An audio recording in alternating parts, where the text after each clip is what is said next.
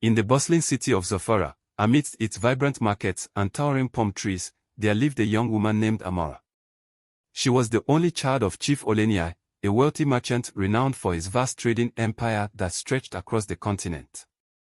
His caravans carried exotic spices, rare fabrics, and glittering gemstones, making him one of the most influential men in the region. Yet, despite her privileged upbringing, Amora felt trapped. Her life was a gilded cage, and the constant parade of suitors vying for her hand only reinforced her desire for something more, something genuine. One evening, as the sun dipped below the horizon and the streets of Zofara came alive with music and laughter, Amora attended the Festival of Lanterns. The festival was a grand annual event where the city's elite mingled with its common folk, and the air was thick with the aroma of grilled meats, roasted plantains, and fragrant hibiscus tea. As she wandered through the crowd, Amora felt a surge of rebellion. She climbed onto a makeshift stage and made a shocking announcement. "Whoever spends the night with me will be rewarded with 500,000 naira." The crowd fell silent, stunned by her audacity. Then came a wave of murmurs, some disapproving, others intrigued. Among them was Jero, a scruffy drifter known to frequent the city's outskirts. His ragged clothes and unkempt hair made him an unlikely candidate for such an offer, yet something about Amora's boldness piqued his interest. Jero stepped forward, his voice calm and steady. "I'll spend the night with you, but keep your money." Amora's eyes widened. "Why would you turn down such an offer?" "Because money can't buy what you're really seeking," he replied, his gaze unwavering. Her lips curled into a faint smile. "And what do you think I'm seeking? Perhaps you're tired of people wanting you for your wealth. Perhaps you want someone to see you for who you are." Amora was taken aback. This scruffy stranger had seen right through her. Intrigued, she decided to take him up on his offer, not just for the night, but for a peculiar quest that was beginning to form in her mind. A bold plan. Amora's family had been pressuring her to marry one of the city's elite. Every week, her parents paraded suitors before her, landowners, gold miners, and diplomats, each more pompous than the last. None of them saw her as anything more than a prize to be won, and their shallow conversations left her feeling hollow. "I need someone who values me for who I am," she confided in Jero as they strolled through the quiet streets later that evening. "And you think I can help you with that?" he asked, raising an eyebrow. She nodded. "You're different. You didn't flinch at my offer, and you don't seem to care about my wealth. I want to use that to teach my family a lesson." "A lesson?" he repeated, intrigued. Amora's eyes sparkled with determination. "I'll present you to my family as my chosen suitor. They'll think you're one of the elite, and when the truth comes out, perhaps they'll finally understand that worth isn't measured by status or wealth." Jero chuckled. "You're playing a dangerous game, Amora. Life is already dangerous." "I might as well make it interesting," she replied with a grin. The transformation.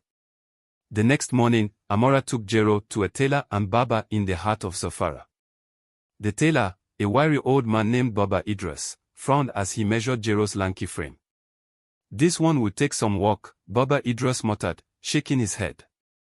But after hours of cutting, stitching, and fitting, Jero emerged in a striking agboda, a traditional embroidered robe in deep indigo with golden accents. At the barber's shop, Jero's wild hair was trimmed into a neat style, and his scruffy beard was shaped to perfection. When he stepped out, Amora's jaw dropped. "You look regal," she said, momentarily at a loss for words. Jero smirked. "It's just a costume. What matters is how I treat others." Their journey to Amora's family estate was filled with laughter and shared stories. Jero spoke of his travels, the hardships he had faced, and the lessons he had learned. For the first time, Amora felt truly seen, not as the merchant's daughter, but as a person. The family dinner. The estate was a sprawling compound surrounded by lush gardens and guarded by stone walls. As they entered, Amora's parents eyed Jero with suspicion. Chief Oleniyi, a towering man with a stern demeanor, scrutinized him closely. "And who is this?" he asked, his tone measured.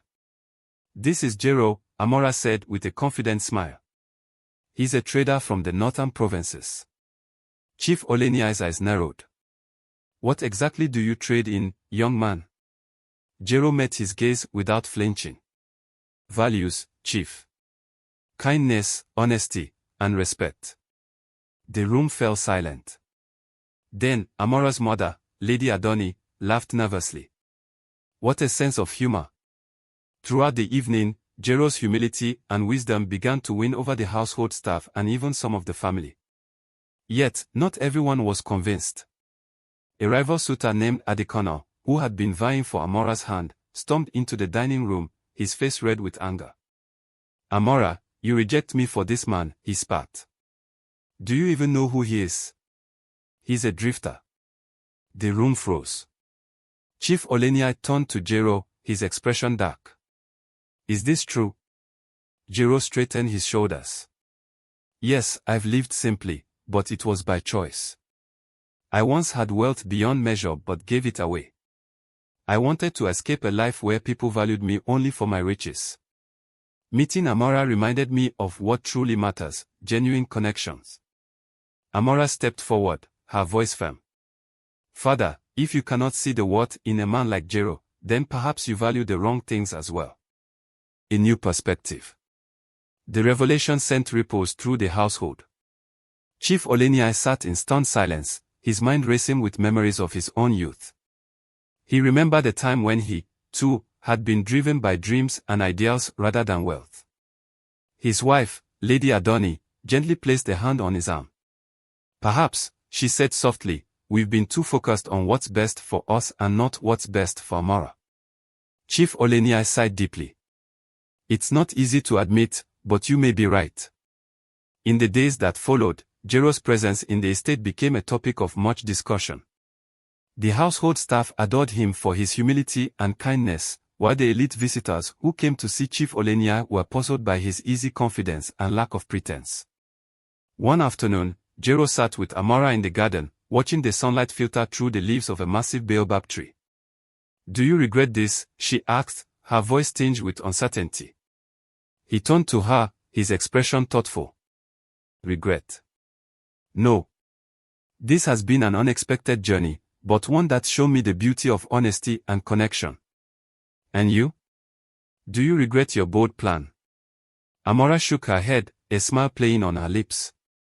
Not at all. For the first time, I feel like I'm in control of my own life. The rival's threat. However, not everyone was ready to accept Jero's place in Amora's life.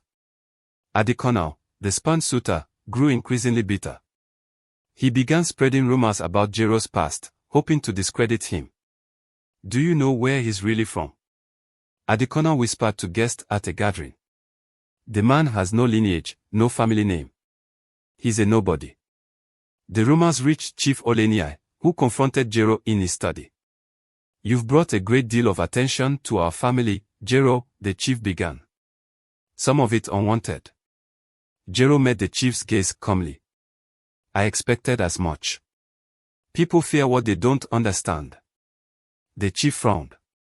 And what exactly are your intentions with my daughter? To support her, respect her, and cherish her for who she is, not as an extension of your wealth or legacy, Jero said firmly. Love unveiled. As tensions grew, Amora decided it was time for a bold declaration. During a family gathering, she stood before the guests, holding Jero's hand. This man has shown me more kindness and sincerity than anyone else I've ever known. He's proven that wealth means nothing without integrity. And for that, I choose him. Gasps filled the room, followed by scattered applause. Chief Oleniai stood, his expression unreadable. Then, to everyone's surprise, he began to clap. You have my blessing, he said, his voice steady. Not because of his wealth or status, but because he's earned your love and respect. A new beginning. Amora and Jero's union became a symbol of defying convention and valuing authenticity over appearances. Their story spread across Safara, inspiring others to reevaluate their own priorities. Together, they embarked on a journey not defined by riches but by mutual respect, understanding, and love. In the days that followed, the pair focused on building bridges between the elite and the common folk. They opened a center in Zafara to teach trades and crafts to the less fortunate, emphasizing the value of hard work and community. Jiro's insights from his travels inspired new ideas for trade and innovation, while Amora's leadership brought people together. For years to come, their love story would be told around fires and in homes as a reminder that true worth lies in the heart, not the pocket. And so, the merchant's daughter and the drifter proved that the simplest bonds often hold the greatest strength.